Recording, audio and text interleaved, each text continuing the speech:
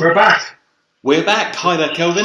And if you're listening to this on audio, I've got Kelvin on the line. If you're watching it on video, you should be able to see myself and Kelvin. And this is a follow-up to the ADI Business Success book, which is being produced primarily to help people who are looking to make the transition away from being an independent to a franchisor or a driving school owner, as well as being useful to those wishing to remain as sole operators with information on how to keep the diary full and how to eliminate loss of income through late lesson cancellations.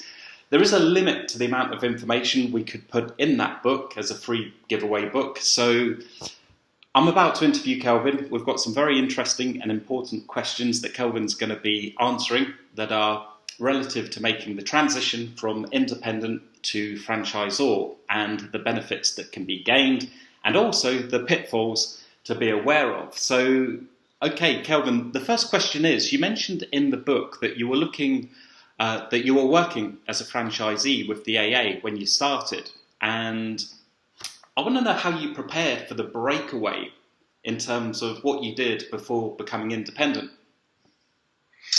Yeah. Okay. Because it was a brave decision, as it is for most people, I suppose, to break away. So the thought was that, and I'm sure lots of folk do this right now. I had a reasonably healthy diary, which I guess is really important before you decide to make a breakaway and lose any sort of, not guaranteed pupils, but pupils that you may have. So I had a word with all of them, and bearing in mind it was me that was teaching them and not the AA. And I suppose it's a really easy process that you just make sure that, you've got a good relationship, good rapport with them. And then I offered them a bit of a deal because at the time I was going to be offering lessons slightly cheaper than the AA. So it was a bit of a no-brainer, really. It was just offering them, whether that was a couple of quid an hour cheaper. I can't remember exactly what the deal was. But the most important thing is that you offer them some sort of incentive to stay with you. And of course, you're the one that's got the rapport with them, as I said. And you just explain to them that, look, I'm going to be going out on my own. I'm going to be going independent. And I'd very much like you to come with me. And if you do, then, I'll make it worth your while. I'll cut you a bit of a deal.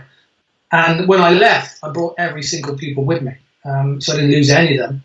And that made sure then I had a good foundation going forward as an independent. But I suppose quite importantly, as well as doing that, you do need to make sure you do a few other things. So if you're in the habit of taking photos of your test passes, which you may or may not be if you're on a franchise, just make sure that when you're taking photos, you don't include the AA, or I'm using the AA in this case, or whoever the franchise is, their livery. And it's interesting that if one of my guys, I sort of know if they're thinking about making the breakaway and leaving, because when they send the photos into us of the test passes, we have a very, very unique way of taking them, and they have to be exact. And of course, they start coming in a different format without my livery on show, and that's a good indication they're about to be making the breakaway. And of course, nothing I can really do about that. But that's what I would suggest folk do if they're in a franchise, because those test passes will be invaluable that you will wish to use on your own website. And again, I wouldn't really want to be breaking away from a franchise agreement unless you were really prepared. So one, we've already discussed making sure that your pupils are going to stay with you. But then you've got to be thinking about the new pupils that you're going to need to be attracting. And yes, referrals are great, and obviously I had a ton of referrals. And that's really important, but that probably won't always be enough on its own. You do need to make sure that you've got a good website that converts. And, in the book, I talked a lot about livery and local branding because that will be absolute key for you when you become independent. So you do need to start thinking a little bit different when you go out on your own. And that was it, really. And then when the time came, you broke free. And then your fingers crossed that the phone is going to keep ringing. But that will be dependent on the work you've done in preparation. Okay, great stuff. Well, I mean, it obviously worked because you do have a franchise now. So how did you recruit your first franchisee? I think I referred to this in the book. It was more by accident than anything else. I mean, a good friend of mine, Keith, who lives literally just down the road, he was in the process of his final qualification with the instructor college, which is now Red. He wasn't overly impressed with his preparation, and he had a few reservations to actually let him sit in on a few of my lessons so he could see what it was like in the real world, if you like, because he couldn't do that while he was doing his training. Certainly not back then anyway. And then he qualified, which was great, but of course he had no work, and he didn't particularly want to go into a franchise for £50 a one-off payment. And that was the start of our arrangement. And I guess there was an awful lot of ADIs out there that if they look to, if they've got more work they can handle, that's a road a lot of folk actually go down. And it worked to some extent. Okay, great stuff. Were there any negatives to this arrangement? Yes, there was. I mean, the positive, of course, was £50 per pupil. And when I look back on it now, I'm thinking, oh my God, I'm selling myself a little bit cheap here, £50 a pupil, when they have an average spend of probably £800 to £900. But nevertheless, I was quite naive, and it was an arrangement that suited. And the negatives are that I had no control. So the pupil was contacting me because of my local reputation, and then of course I then allocate that pupil to Keith. But I had no real input into Keith's training, so I had no idea what Keith was actually doing on his lessons.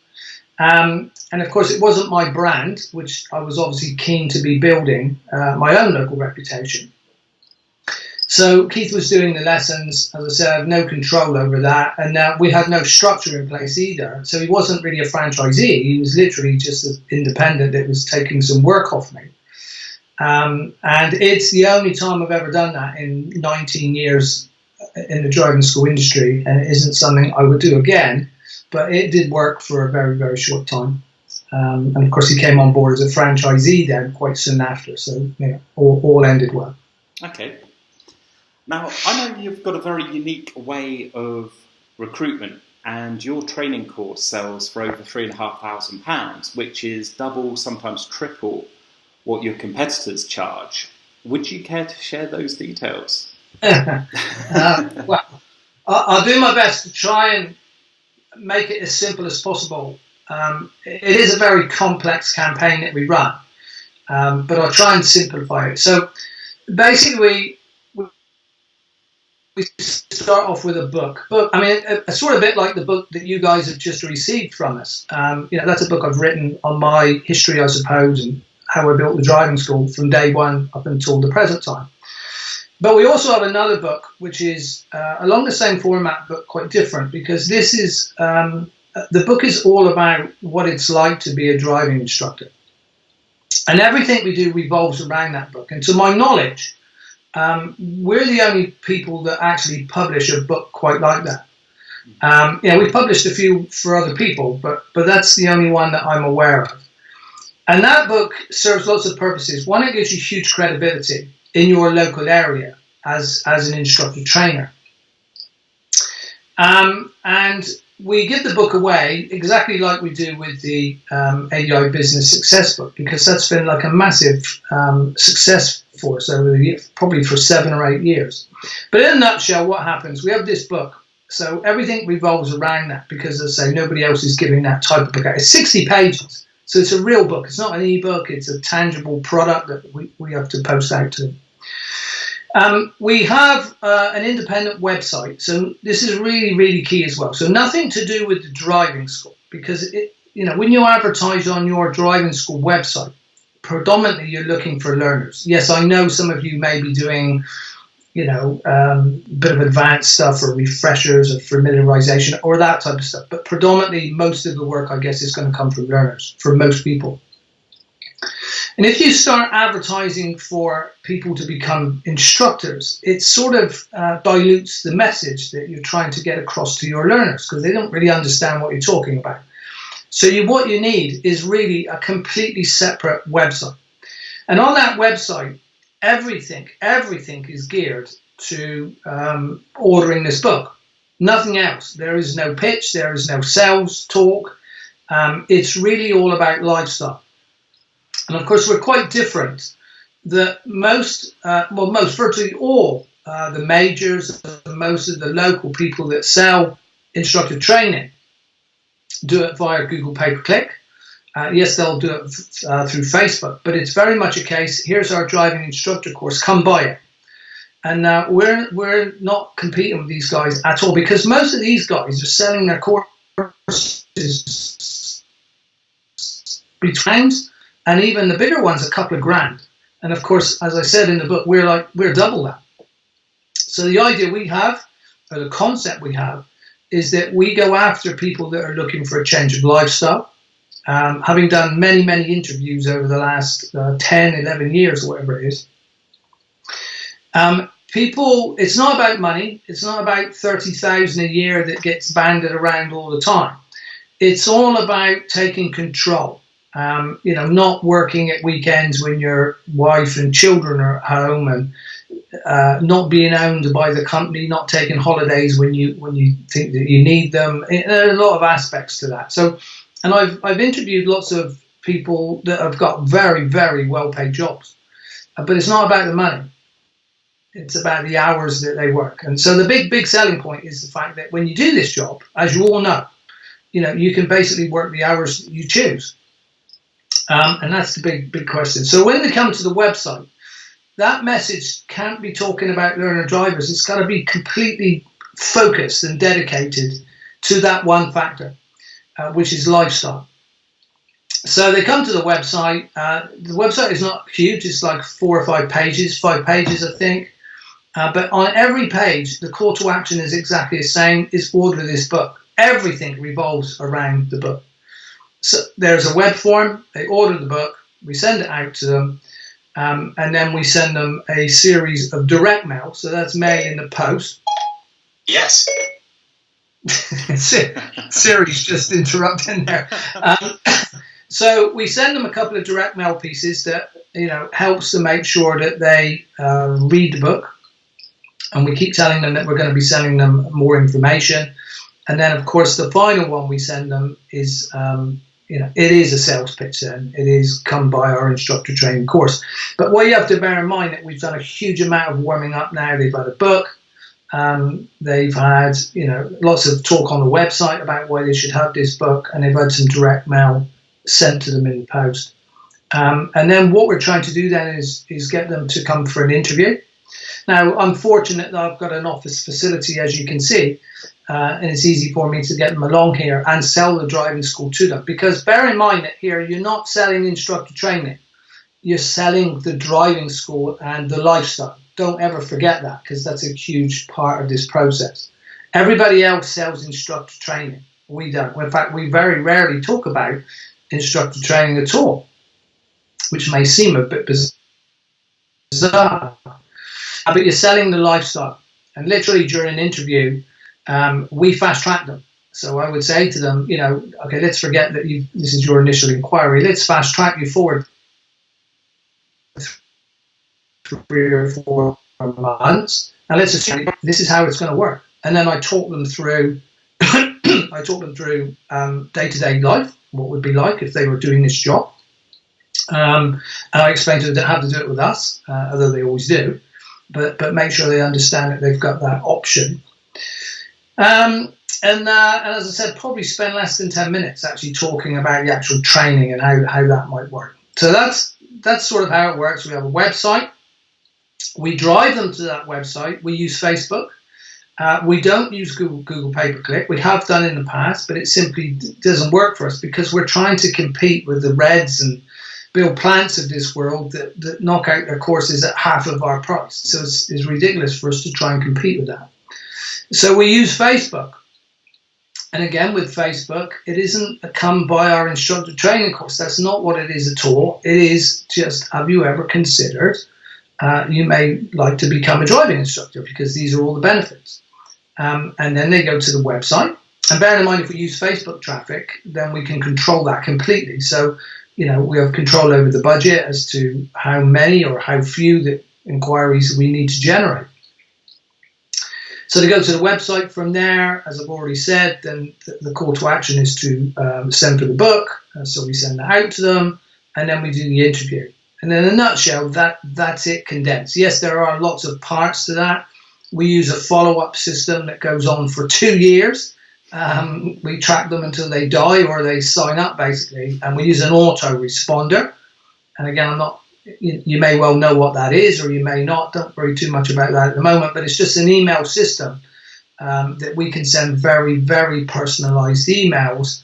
In the beginning, they go out every few days, and then they go out every few weeks, and then every few months, and then literally, there's 6-month interviews. But lots of people do actually sign up after. Obviously, most people sign up in the first week or so, but we do get them signing up after 2 months, 4 months, 5 months, even after a year. Because although they're very interested, it may not be a fit for them right now for lots of reasons. They may be made redundant in some stage in the future. So they sort of come back to us. But you need that ongoing system all the time to, we like to refer to it as prod the bruise, because the reason that they contacted us was because they have an issue with their lifestyle. And we have to keep on reminding them of that fact, almost until they're suicidal. Probably not the best description, but that's what we do. So that's how the campaign works. We've run that now, as I said, since 2007. And it works extremely well. And in my case, I have a salaried instructor trainer that runs my program, so I do need to generate enough work to keep him busy because I have to pay him every month. It's good for us. Hopefully that explains without going on for hours and hours. Yeah, absolutely. Just before I get into the next questions, what kind of success rate do you get in terms of the number of people who come to interview and actually sign up as a percentage? Really high. I would say on average, for every 10 interviews I conduct, I would expect to sign up 8. Is that because I've got fantastic interviewing skills? No, it's not. In fact, I don't know if I've got real interviewing skills. All I do is listen. And now we're all in this industry. We should all know how to listen, and talk far less. But what you have to understand is the book, it encourages people, but it also dissuades people as well. It works both ways. It's a great filter because I fully expect for every 10 books I send out, I'll probably get 1 interview from that. So that means 9 people have counted themselves out. Now that's not a negative. That's a really big positive, because when they come here for an interview, that's going to take up an hour of my time. Now, for example, if they don't know how much the course costs, I don't want to be spending an hour talking to someone and then find out they can't afford it. That would be just a waste of everybody's time. And they know everything, really. I mean, that book it's 60 pages, is very comprehensive, and it gives them it's not biased. That's the whole point of the book. It doesn't really talk about us as a driving school. It talks about what it's like working in this industry, the positives, and of course a few of the negatives as well. And it's got case studies from instructors in there. Again, not talking about me, but talking about how they find the work and why they did it. Going back to the question, when they turn up here, they're pretty much hot to trot. Otherwise, they wouldn't have come in the first place. There isn't really a lot they don't know. I simply run through the figures with them that they've already had access to, because I've already sent them the figures, the running costs and all this type of stuff. And it's really, I think, then they just want to get a feel for how I'm going to look after them if they decide to come on board. That's what it's all about. We sign up 7 or 8 out of 10. And long may it continue. Yeah, absolutely. That's fantastic. I mean, it really does sort of demonstrate that you've got a strategy in place rather than just sort of having a web page saying, this is what I've got, here's the price. Why don't you give me a phone call? And then being on the back foot, so to speak, in terms of sort of trying to justify what you can do and your pricing and so on and so forth. So that makes complete sense. You mentioned in the book that that's what everyone else does. Everyone else does that. So we've got to be different. Yeah, stand out from the crowd. You mentioned in the book that cloning your own instructors was more beneficial than recruiting qualified instructors. Can I ask the reasons behind that? Yeah, sure. Initially in the early days, yes, we took on fully qualified instructors because that looks like the easiest fit of all. I mean, if someone knocks on your door and asks to become a franchisee, you suddenly think, well, that's an extra £300 a month or whatever, and I'm not having to do any work to get it. So it sounds great, and it's a huge but, as we found out over the years. You have to bear in mind that we have absolutely no idea who trained these guys. And as you all know, listening to this industry, driving instructors come in all shapes and forms. Some are very, very good. And if we look at the bottom end of the scale, some are awful. And we have no way of telling that when we take them on. And we had a few situations in the past where, we thought that they were out there teaching to a certain standard, and it became evident that that was clearly not the case. We also have an operational manual, which sort of sets out what we expect from all of our instructors, what they can do and what they can't do. Now, when you take on a fully qualified, you think of your own circumstances now. If you were going to work as a franchise, you may buy into all their ideas and you may not. And that's a real problem, because at the end of the day, this is my business and it's my rules and regulations that count, not anyone else's thoughts. And if they're not prepared to follow in line with that, then we've got a real problem. Now, looking at it the other way, of course, when you train an individual to become an instructor, we used to have a course of 60 hours, but of course now with the new regime from last December, we're now 80 hours, because that involves time with a real pupil. We're able to clone that person exactly how we want them. 80 hours is a long time. We're able to school them on a lot of business aspects as well, not just how to teach someone. And they just buy into that, because they don't know, they haven't got any preconceived ideas, they haven't gone off and done something else. And these guys we get very few problems with. And if I look back over the years, most of the problems, virtually all of the problems I would say, that we've had have come from guys that we've taken on that have been fully qualified. We get very, very few problems with people that we've taught ourselves, because they're on the same wavelength. That's the reason I like to clone. That makes absolute perfect sense. A lot of ADIs looking to grow their driving school tend to put advertising on their cars. What are your thoughts on that? Well, obviously seeing them running about, and I guess it's not really my place to comment on what other people do or they don't do. From a personal opinion, I just think that it looks a little desperate. When I see a local driving school car and it says driving instructors required, or needed, or whatever, desperately wanted, it all just smacks of desperation to me. And I'm just wondering how learners actually see that. That you're wanting instructors. And it isn't something I've ever done, so I can't really say, is it a good move or a bad move?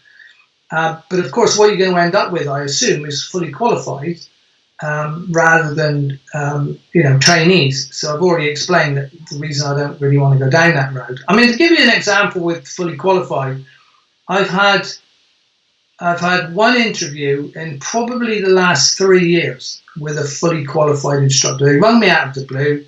Someone had moved into the area, and they said, "Would there be any? Could we have a chat about joining the team?" And I'm thinking, well, this is probably going to be a waste of an hour of my time. But, people are out there, and I've certainly have had a few in the past that have been okay and no problem. Excuse me. So we arranged the interview. She came along. When I sit them down at the desk, we go through the operational manual. We started to go through that. Everything's fine. I'm explaining what we're going to do for them, what they need to do, how they need to conduct themselves, until we got to the issue of livery. And then she stated that she didn't want livery on her vehicle. Oh, stop. That's okay. I absolutely get the fact that you don't want livery. And, I've talked a lot about this in the book, and I understand people have all sorts of reasons. But the thing to bear in mind is, from a business owner, from a successful business owner, livery plays such an important part in the whole sort of concept of the marketing and everything that we have to do. Bearing in mind, as a driving school, our job is to keep individual driving instructors fully booked. And if they're not prepared to have livery on their vehicle and self-promote themselves, then it is a handcuff job. I'm struggling, and I'm just not prepared to do it. And that would dilute our brand if I've got someone running around without livery. So that was a deal breaker, and it didn't go any further. I mean, I throw her out of the office, but it sort of came to an end then. And we parted company because there was no way past that. So that's just a good example. Now, you may decide that's not a big issue for you, but if you're just starting out on this road, believe me, it will be an issue, because if you're running around as an independent, which you may well be at the moment, not having livery on may work for you, because yes, you're probably getting loads of referrals, and that's why you're thinking about growing in the first place. But filling your own diary is one thing. When you need to start filling diaries for 2, 3, 4, 5 franchisees, that's a different thing altogether. And believe me, you're going to need all the tools and tricks that you can to compete out there. And having livery, in my opinion, is probably the number one aspect to, how would you feel, by the way, if you were a driving school owner and you had, very often when I go out driving around, if I drive across town, I'd probably pass 4 or 5 of my cars floating around, and it's quite a nice feeling to see them all, liveried up and portraying the brand. But if you don't have that, who the hell knows who you are? How are you going to get that message out? It's so powerful. So something to think about. Yeah. So that's the answer. I think it's all about making everything work together. It's like having a chain, and if you start taking links out of it, then that chain becomes very, very ineffective. So moving on, what do you think about the new DVSA qualification process? And I'm hoping I'm not going to open up a can of worms with that question. Love it. I have to say, first of all, that I think it was about a year, wasn't it, that we knew it was going to change. If I remember correctly, it was going to change in October, and then it was November, and then it was December. And it did cause us huge problems because, of course, we had quite a few people in our training system that were preparing for the old type PST type exam. And there was a transitional period that all of a sudden we now had to start preparing them for a, what is now like a standards check exam with live pupils. Very, very different if you've ever offered instructor training. And it really messed us up. And of course, we were working to the original date of October. And we made the transition with some of our trainees in the system. And then it didn't happen. So, that was a bit of a nightmare. However, it's not often that I praise DVSA for anything. But on this occasion, the new style format, we've now been doing it, we're now broadcasting this or recording this in October, so it's 9 months plus. And I have to say that having the live pupil, and I suppose having the live pupils under supervision is a little bit different than the old training or the current trainee system. We don't run the trainee system, trainee license, sorry. We always have ours under supervision with our head trainer. And what he's reporting back to me is these guys are like head and shoulders above the old style, the ones that qualified on the old style, simply because it's real life. We go through the real learner driver syllabus. That's what they get used to doing. And when they qualify, it's like they've been working for a year. I mean, they are so much better than the guys that had to try and take a PST-based test and then somehow get accustomed to the real world where they've got real customers that didn't really bear a lot of resemblance to the old type test. So my opinion now is fantastic. And we've had a number of people come through the new system. My trainer, Lee, loves it because it is real world. They absolutely get it. And from my perspective as a driving school owner, when they start work, they absolutely hit the ground running. And again, business sense, we do use several documents with signed lesson sheets, signed payment sheets, and all that they need to be educated on all that, which we do during the training. And no problem whatsoever. So to be honest, it's one of the best things that has happened in a long time, in my opinion. Okay, great. I mean, it makes perfect sense because if they hit the ground running, franchising obviously is all about delivering a consistent customer experience. So that is a positive. So you touched a minute ago on the operational manual that you have. Can you sort of explain a bit more detail about that manual? It's a 20-page manual, and it sort of goes back. I can't exactly remember when I had it now, but about a long time. And I read this book about franchising, and I suppose that's still where there's a lot of misconception within the industry that a lot of franchise operations are not really franchises at all. What they are people referral systems. If you work for a franchise and all you're getting is pupils but nothing else, I think that's a really rocky road from an owner's perspective, because they're just going to leave at some stage once they get a full diary or something. You need to be offering them a bit more. But anyway, I read a really good book on how to franchise your business, along the lines of the McDonald's of this world. By now, if you go into McDonald's, whether that's in the south of the country, the north of the country, in fact, whether it's in a different country, the burgers, the fries, the livery, the whole sort of concept will be exactly the same, because it is a true franchise. So we had a good look at that. And really my idea then of a franchise is a replication of what I would do if I was out there doing the job myself. Now, we all know we're never going to quite get that, because we're talking about individuals rather than, like machinery and all that sort of stuff. But nevertheless, you can still get quite close to it. But to achieve that, you need to sit down and document exactly what you would do if it was you out there doing it, which you are doing it right now. And it will cover things like, dress code, what's acceptable and what's not. Because unless you spell these things out to people, it's not going to happen. So, you've got your new, you've got your new franchisee, and he shows up on the first day's work when he's out there teaching, and he's got his jeans on with a bit of a rip in them or something, or he's got on a vest if it's in the summer, and I don't know, there could be a number of things that he's going to turn up at, and you may think, oh my God, I'm not really happy with that because he's portraying my brand.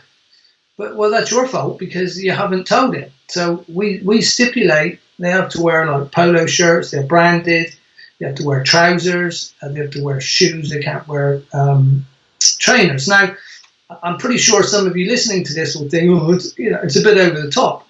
But what you have to bear in mind is that's my idea. Your idea may well be different. And in the end, it's all about the business owner's idea. So if yours are different, that's fine, because it's your brand and you have to stand by that.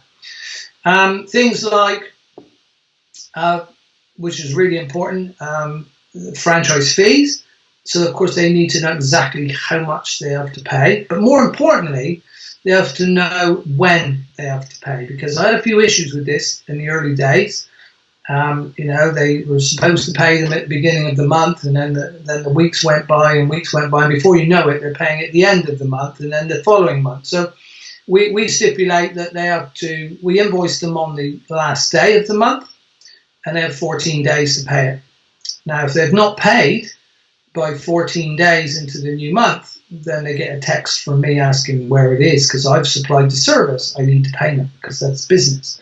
But we have to document that so they know exactly where they stand, and they know what will happen if they don't pay it. We'll be chasing them. Other things like, where they can park, where they can't park. I mean, that's stuff that a driving instructor should know anyway. But again, I've found that somebody might choose to park in a bus stop and pop in the shop or something. That's really not good for my brand. So we have to stipulate that. Use of mobile phone. Now, of course, things have moved on in years. Most cars now have some type of Bluetooth connectivity. But your policy on whether they can use that or not, again, it's everybody's ideas may well be different. How pupils will be allocated is covered in there. Online diary. We work an online diary system, and again, it needs how they're going to operate that and what they need to do.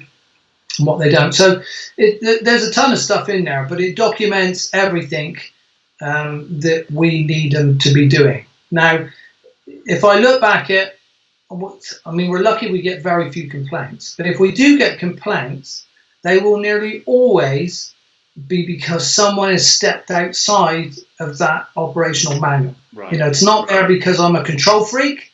It's there because 19 years in the industry, I know that if I do this, this could cause a problem or this. So they need to understand that. And when you think about it, if they're on a franchise with me or with our driving school, we owe that to them to give them an operational, as I said before, it's not all about people referrals, giving them work. It's giving them a format that will be successful for their business, which is really, really important. So it works in many, many ways. It protects me, but it's also really good for them as well, because that's what they're buying into. Okay, perfect. If you don't mind me asking, right, here we go, yeah. How much do you charge per franchisee? We currently, we charge them $268 a month. That's the flat fee regardless of whether we give them pupils or whether we don't. Because some of the long-standing guys especially may go 2-3 months without a pupil simply because they don't need them. So yeah, it's a 268 is the flat fee, but then we also charge a pupil referral fee, which is £10. Now, every time we supply a new pupil, we charge them £10. That's a one-off fee. Now, that's irrespective of whether pupil stays for a 1-2 hour lesson or whether they stay for 3 or 4 months in 40 plus lessons. There's a few good reasons why I do that. The first reason is, probably the most obvious one, it does bring in a shed load of cash.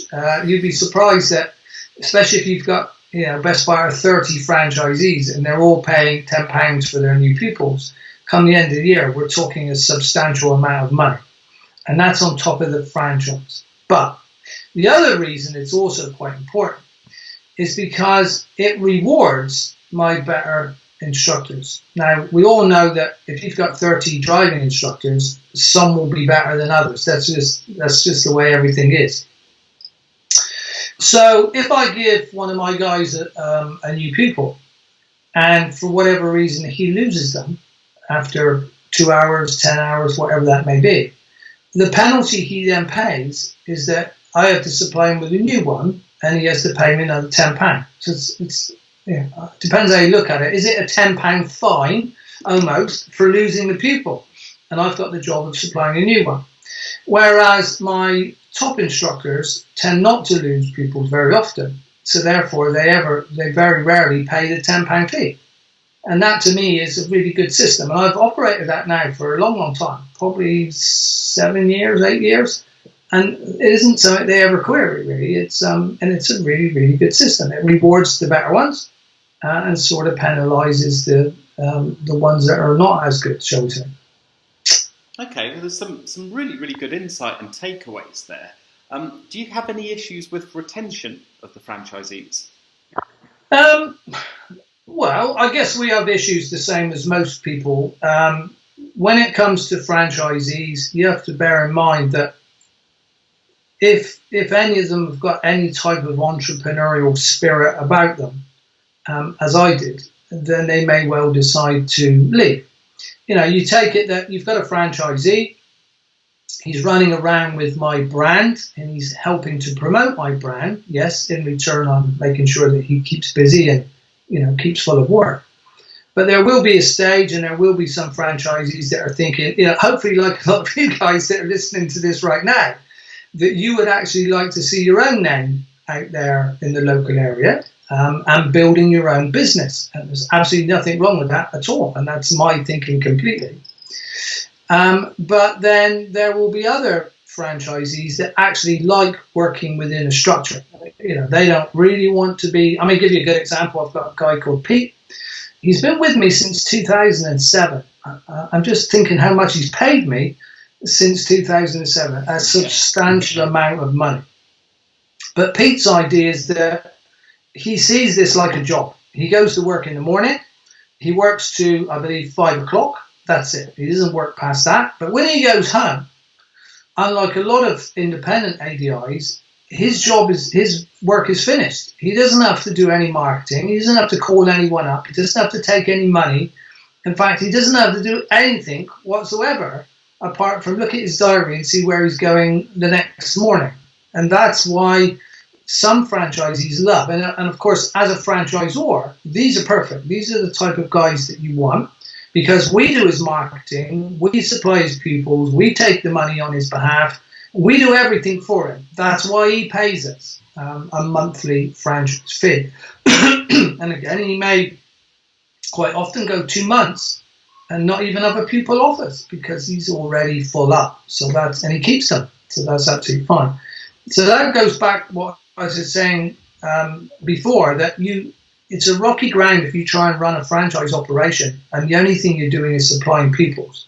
You're a pupil referral service. That is very, very different than offering a franchised operation where you have a complete business structure in place and you do as much for them as you possibly can. And then the likelihood is they're not going to leave. However, as I've already said, you will get some that are just going to leave anyway because that's just their entrepreneurial thinking. And that's why I'm hoping you guys listening to this will be thinking, and that's exactly the way I think. So hopefully that sort of answers that one. Yeah, absolutely. I mean, I guess it sort of makes sense to have a system in place like the instructor training so that you've got a regular stream of people coming through. So with that in mind... Well, just going back to that, yeah, that's absolutely key because, I mean, if I look now, we have, I think, 9 or 10 in our training system. Now, bearing in mind, I only have one trainer. We're not trying to run a conveyor belt here. So we have 9 or 10 that's actually training at the moment. Obviously, some will be almost, in fact, we're expecting a couple to be qualified within the next few months. And we have some that have just started. So it's a good blend of all. But the knowledge that if one of my franchisees suddenly calls me up and says, I'm looking to go out on my own, my thing is fine. Well, thanks for your custom, the time you've been with us, and I hope it really goes well for you. Even though you're going to become one of my competitors now, so brace yourself. But fine, off you go, because I just know that I've got other people coming through the system that will just take the place. So I'm not overly bothered, but that's just the fact of life, that some will come and some will go. Yeah, life changes, people have children, it's got to be expected, completely understandable. So, I mean, you mentioned 30 franchisees there. How do you cope with the responsibility of keeping your franchisees fully booked? Lots of sleeping pills and drugs. No, I mean, it is a really good question because, again, if any of you guys listening to this are now still independent sole traders, the moment that you take on a franchisee, yes, there are rewards in as much that you're going to start getting a residual income off of them. Fantastic. That's why we do it.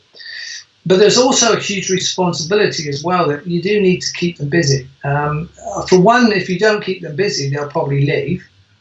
But on the other hand, it's their livelihood. They put their trust in you as a franchisor that you're going to be able to keep them busy, especially the guys that come into your training system. Because that's what they're buying into. As I said before, it's not all about qualifying. It's about, are you going to keep them busy once they're qualified? They have to buy into that. So you need processes in place. So we've been around a long time. We've studied marketing for a very long time now. We referenced the blueprint in the book. That's been the basis of our whole business operation, if you like, for the last 17 years, 18 years, whatever it is. But organically we do very well. So we show up in the Google searches, we're on Google Maps, and we have a system in place where all of our test passes, all of our custom reviews are processed on a daily basis. That takes work, but by God, do we get rewarded for that work because we have a really good online and local presence. So generally speaking, that's enough. That keeps us going. But there will always be occasions when, Sandra in the office here will look up and say that, we have a number of gaps in the diary in one of our areas, for example, or our automatic guy needs a few more hours, or something along them lines. So instead of me then hoping that the phone's going to ring, we have various processes in place that we can top that up. So we'll run Google pay-per-click. Now, we don't run it very often, but in all the areas that we operate, we have a Google pay-per-click campaign set up. And really, it's one click. I can go in there, it will take me less than a minute, click the system to start running, and I just know that that's going to start bringing me in customers when I need them. But the other real good thing is that the moment I have enough customers in that diary then, or whatever the situation is filled, one click switches the thing off, and then I'm no longer paying for it. So that's really, and that's what helps me sleep at night, knowing that I can generate pupils pretty much on demand when I need them. We also use Facebook extensively. I haven't really got time to go into it now, but we have a system of posting to our pupils' walls, which I know many people don't do, and that's extremely effective. You need to be very careful how you do that. There is a very set system of doing that because you're invading their personal space, but hugely powerful when you can post a test pass or a custom review on someone's wall that has probably 1,000 friends, a lot of them the same age, same location. So that is, and we've done that since 2010. And we have paid for promotions as well. Excuse me, struggling a bit with a coffee this morning, but so we often we have a really good system of gaining customer reviews. And these are not like your standard customer reviews. These are very in-depth. Now, there are ways that we get those, so I don't really have time to delve into that right now. But we do get substantial reviews, not just in number, but in depth as well, that sell our lessons. So if we need to, then we can promote those, which is a fantastic indirect promotion. We're not saying Kelvin White Driving School come by my driving lessons. In fact, it's completely opposite. We boost out reviews, and because the reviews are so good, we don't need to tell people to come by our lessons. They will just jump to that conclusion. But you see, that's where we go right back to the beginning. I think it was the first question about local branding and livery. Indirect promotion doesn't work if you don't have any branding on your vehicle, because that's the hidden message that sits in behind the photo. And I could talk to you for hours about that, but just to be known that it is very, very important. I've sort of got sidetracked now, but does that answer the question? Yeah, it absolutely does. I mean, I see real parallels between the way that you market instructor training and the way in which you attract pupils, in terms of it being a sort of social proof and liking and advocacy sort of approach, which is ultimately designed to warm people up and predispose them to trust you, and so on and so forth, so that when they make the phone call or the inquiry, there's very little selling involved, because they're very far down the line in terms of that decision making process on who they're going to do their training with. So that's great. As you grew the driving school, just to interrupt, there isn't any. I can't think of any selling that we do, because if it's the instructor training, we're not selling anything to them really. What we're doing is supplying them a solution to the problem. The problem is that they need more control of their working day, and we offer that solution. So at no time here do I ever attempt to sell them anything. If I can offer them a solution that solves their problem, that's it. And when it comes to learners, Sandra in the office, she would hate to be sat there trying to sell to people, but she doesn't. It's a conversation. I mean, they ring. I mean, we do make a point on our website of people, when they ring, they know they'll speak to either Andy or Sandra. We have pictures of them, and that's again, very underestimated the power of that. That when Joe Public, if you like, call, it's almost like they've known us for years, because they can see who they're talking to, they know who they're talking to, they know what the name is, and it's a conversation. And we still get questions the same as you all do. How much do you charge? Well, can I just ask if you've done any driving before we get into any of that? And we open a conversation with them. And again, do we attempt to sell them a driving lesson? No, we don't. We offer them a solution.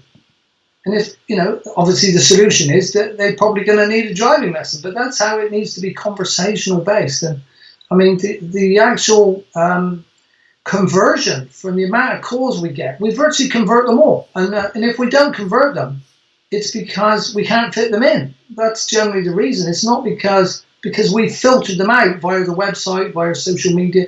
A bit like the instructor training. We don't want to be spending time talking to people that can't afford us, or I've got some other issue. Well, don't even bother to call us then, isn't it? We just need to work with people that fit, and we can offer them a solution. So, absolutely huge, and it works gangbusters. I think that's the thing. Like most things in life, there's an easy way of doing it. It does involve a little bit of work to sort of get it set up, but then there's also a hard way of doing it. So, what changes did you have to make as you grew the driving school? Well, that's a good one. Over the period of 18 years. Okay, so when you start off, I mean, you recruit your first instructor. That's the toughest one, of course, isn't it? Because once you've got your first person on board, you have now made that transition, whether you want to or not, but you've made that transition from being a sole trader, and you're now probably still a sole trader and a franchisor. So, sorry, still an ADI teaching and a franchisor. So you have to have two hats on. And it's quite nice when you get your first one, whether that be sort of £300 a month or whatever you're going to charge them, that starts rolling into your bank and you think, woohoo, this is fantastic. Now, I'm not sort of having to do an awful lot for that, and that money is rolling in. Of course, when you get 2, 3, 4, before you know it, that's like £1,000 rolling in every month. Residual income every month on month on month. Very, very great. But there will come a time when you just need to think about infrastructure a little bit. Now, we work with many ADIs and go through that process, and they get their first one on board. That doesn't really change an awful lot. You may have to think about your diary system. We use an online diary. In fact, we've used it for years now, which is our main source of communication. Very important, by the way, that everything is synced in your franchise, because bear in mind, you're taking bookings for them. So you've got to know what their availability is. And the best way to do that is an online diary. Now, you can use Google Docs, and there's various ways that you can get around that in the beginning.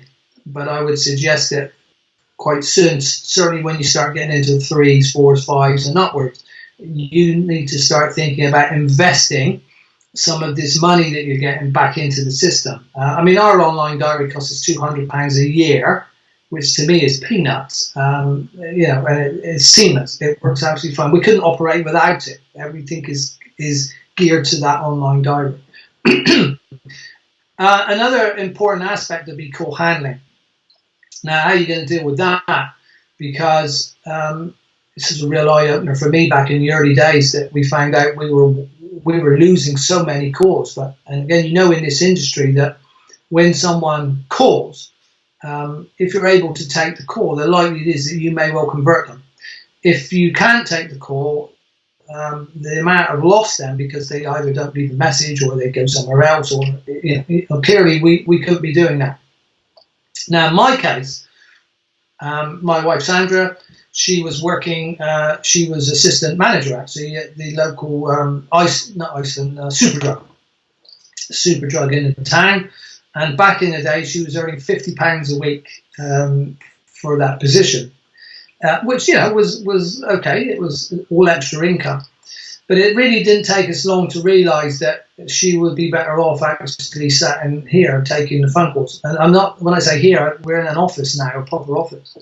But back in the day, I think it was in a kitchen, and the office was like on one of the tables in the kitchen or something, if I remember. We then moved into the conservatory, and we moved somewhere else before finally ending up here. But that's growth. That's how you grow. You can invest a bit more.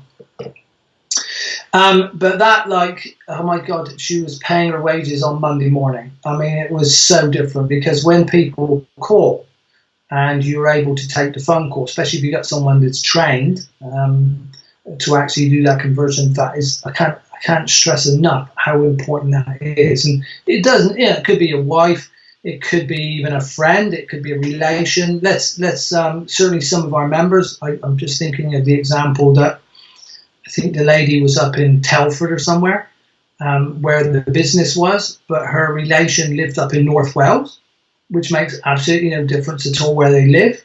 And all the calls were just simply diverted to her relation, and she would take them because she was at home with the children or some other circumstance. And it was a great fit because, one, her calls were getting answered, and two, it was great for the person taking the calls because it was an extra income. So there's all sorts of things that you can do. Now, what wasn't available back then when I started was these call handling agencies that we have now, or certainly I don't recall them. So if clearly you don't have anyone that could do that role for you, then I would seriously consider signing up to a call handling agency. There's Face for Business is one that comes to mind, which I did use for a very short time.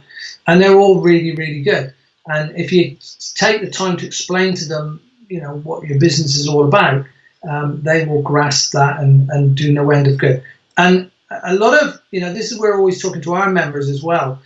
Don't think about how much it's costing for them to answer your calls. Think about how much money that they're generating and how much money would be lost if you didn't have them. And this is one of the things you'll have to do when you become a true business owner. You've got to think like a business owner. Now, most ADIs that I come across think cost.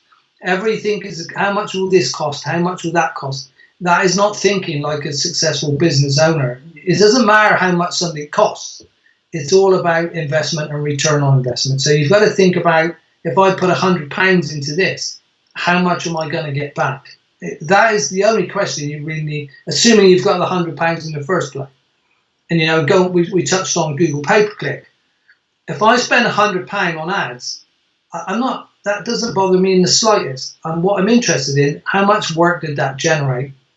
And I mean, a promotion we ran the other day, which was Facebook, not Google, and my investment was £50 over a week, and it brought in about 9,000 in lesson sales.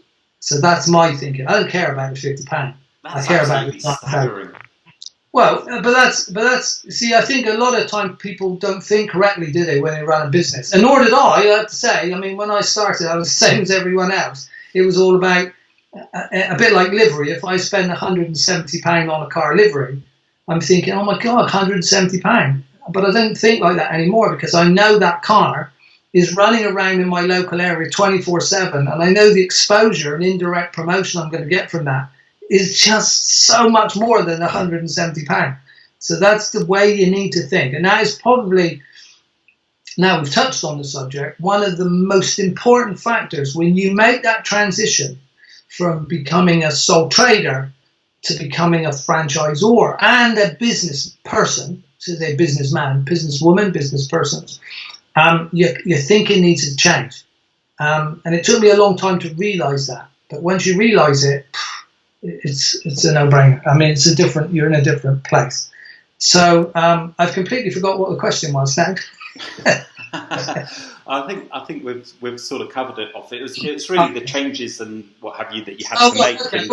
Well, there are others because again, as you grow, something like a database, you may think you can start a pen and paper and write, which is fine to begin with. But again, to grow into a proper business, you need proper structure. And our database is like massively important because if a customer rings now, literally within seconds, we can, once we have their name, we can search for them on our database. We know how much they've paid, how many lessons they've done, who they're learning with.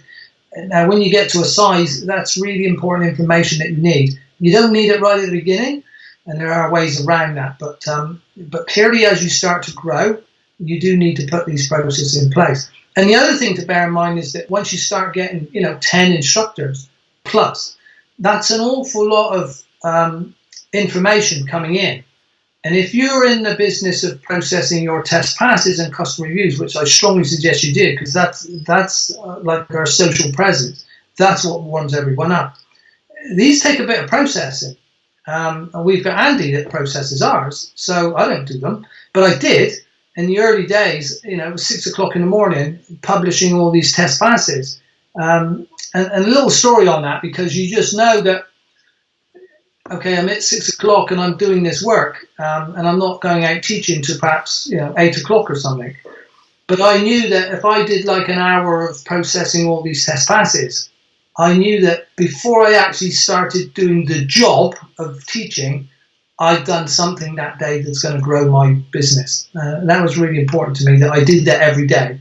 So I didn't really look at it as a chore. I just knew that, okay, so when I'm out there working at 9 o'clock with my learner, student, or trainee, or whatever it was, I've done something now that's going to actually move my business up. And I can get into that in more detail, but that's sort of what I did. Okay. That's really interesting. I mean, actually doing it as a priority, the first thing that you do that day to make sure that it gets done. Because if you have a bad day at work or something goes wrong and you're stressed or what have you, it's a whole different story in terms of trying to motivate yourself to do it at 8, 9, 10 o'clock at night. So that makes complete sense. So I think sorry to interrupt, but belonging to I related to being in a business club. That's one of the things that I learned. It doesn't have to be in the morning. I mean, different people react to different things. So to me, 6 o'clock in the morning is still my most productive time of the day, when it's quiet, and that's when I think straight. Other people can do it at 11 o'clock at night. Other people can do it during the day. It really doesn't matter. The main point of all this is that everybody can find 30 minutes to an hour somewhere if it means growing their business. And just think, how would you feel if you were going out to work, doing the job, and you haven't done anything? What makes you think your business is going to grow? It's not. You need to be constantly doing stuff. And we could get into, what type of things you need to do, and that's a whole sort of probably an interview on its own. But for now, that's the thinking behind it. More productive and more valuable than watching 5 hours of soap operas a week, I guess. So, how has growing your driving school impacted on your income and your lifestyle? Well, it impacted on the income substantially, that's for sure. I do need to refer to some notes because I can't remember always the figures. But at the time when we were, we were 30 plus. We've dropped back now. We currently operate about 25, 26-ish. As I say, some will come, some will go. And the reason we stay there now, one is on the time of life, I don't really need for it to grow anymore. Quite happy where it is. But the other reason is we stay under the VAT threshold. We've been above the threshold, which is okay. Just maybe touch on that for a second, because generally speaking, you can probably go to about 25, 26 franchisees without going over the threshold, which is currently about 84,000. Obviously, it goes up every year. If you go over that threshold, you probably, and I'm just trying to think back now, I think we needed 3 franchisees to absorb the VAT bill. Because bearing in mind that you're going to be paying 20% VAT on everything that comes into the driving school.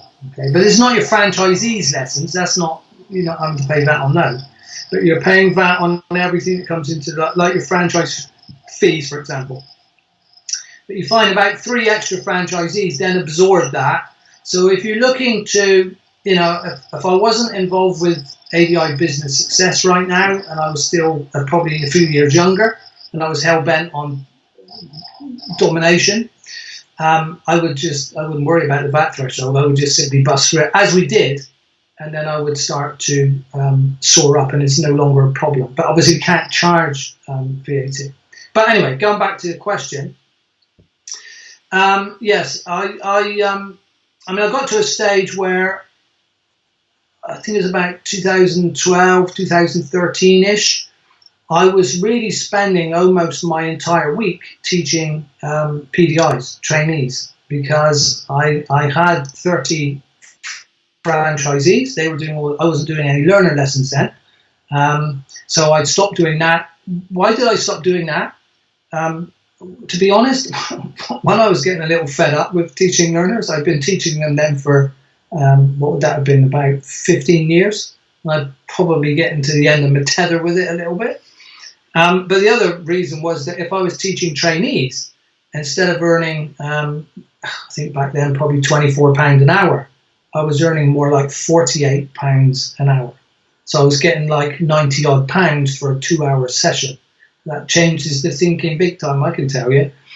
So really speaking, in a 30-hour week, I'm referring to some notes here, but that was like £5,400. That's how much I was personally earning from doing my instructor training. Okay. Now, bear in mind that then once they qualify, they come on board as franchisees. But don't worry about that right now. Just my input was that I was earning about over £5,500 simply from what I was doing. But this is the other important thing with 30 franchisees. That was generating another £9,000 a month in residual income, and I wasn't doing anything for that apart from running the business. So if I look, that's sort of £14,000 a month. That's what was coming in with my franchisees and what I was doing with instructor training. Now, that's the income side of it, which is very nice, I have to say. You can then start doing a whole load of things that you can do before, I can assure you. And the other thing to bear in mind here is that you're not trading your own time for money. Well, I was at that time, but the 9,000 was coming from residual income, so that had nothing to do with my input as such.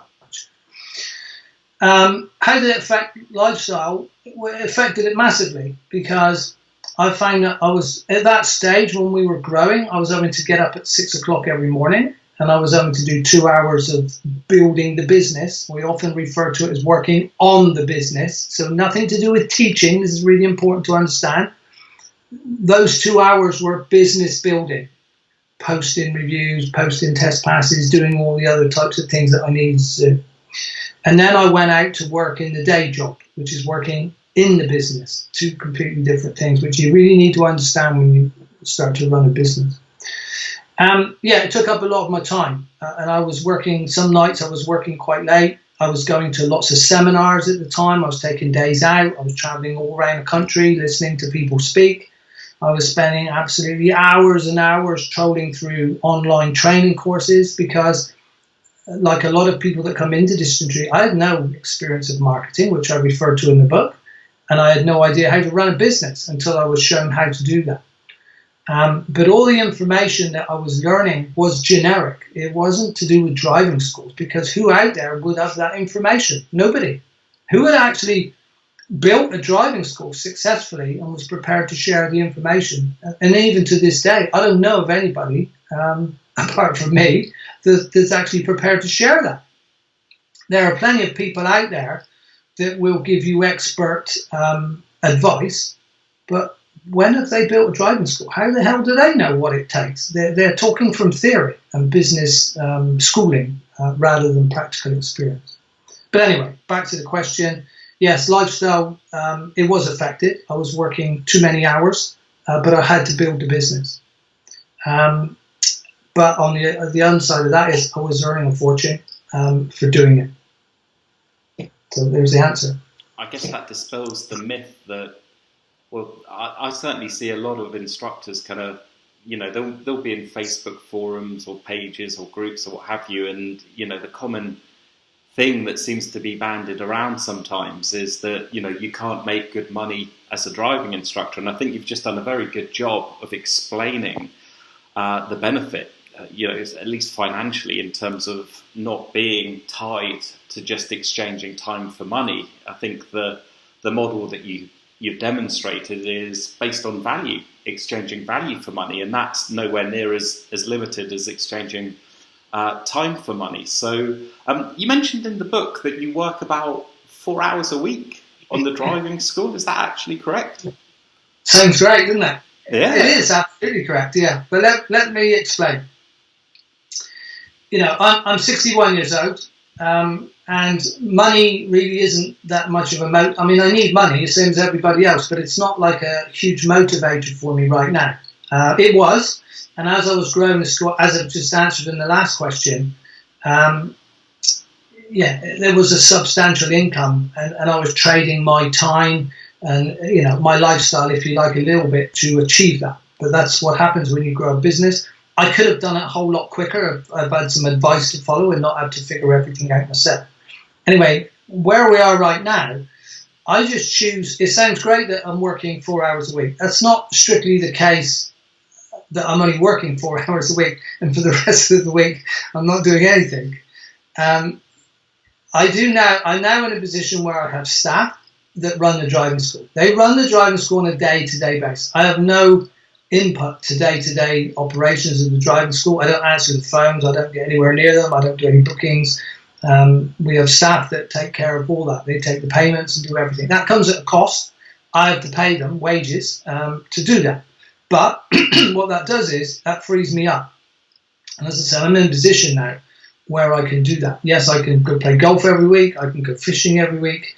I can spend time with my 3 young granddaughters every week. And that's where I am at my time of life.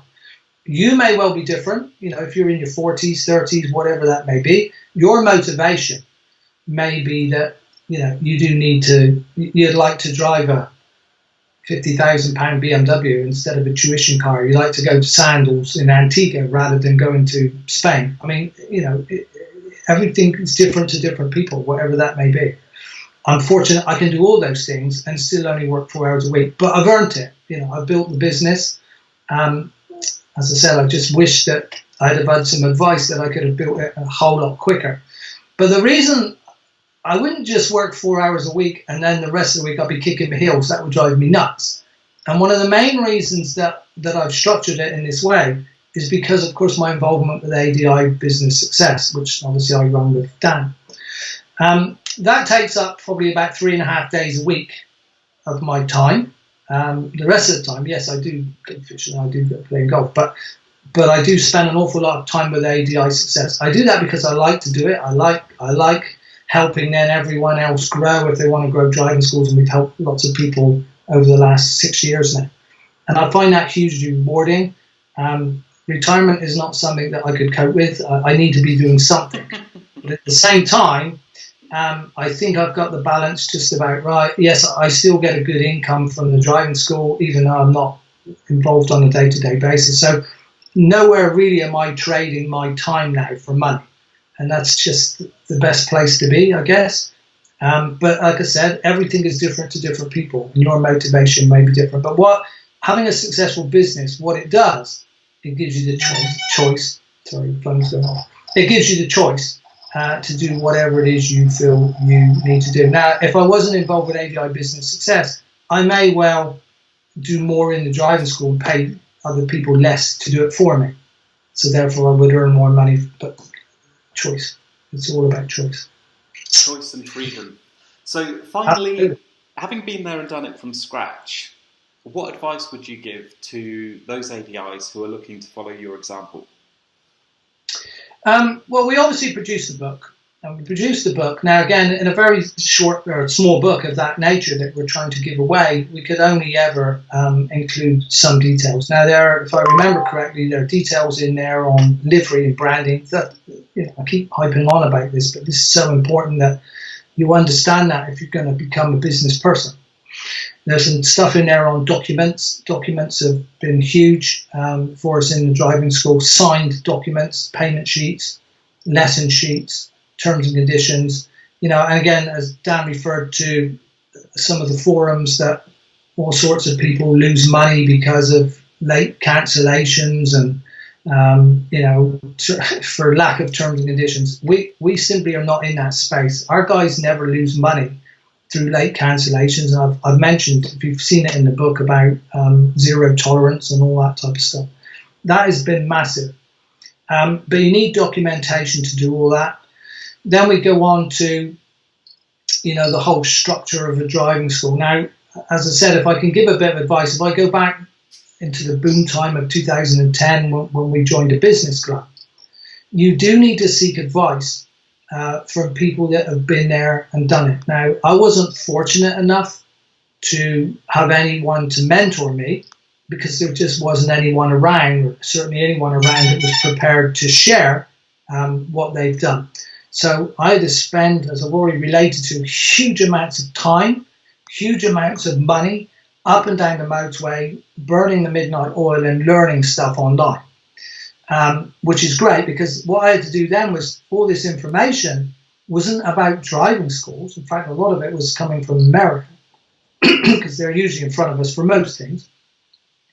So I had to then digest all this information and put it into our own driving school and test it. Now, a lot of the stuff we tested simply never worked because it's American. However, some of the stuff worked like gangbusters, and that gave us the edge to grow over our competitors. And that's been our philosophy, it's been my philosophy since 2010. So I listened to, I think we quote Tony Robbins in the book that, if you want to be successful at something, find someone that's already done it and copy them. And in a sense, that's what we've tried, that's what I would suggest you do, is find someone that's where you would like to be. And if they're prepared to share that information with you, copy it to the letter.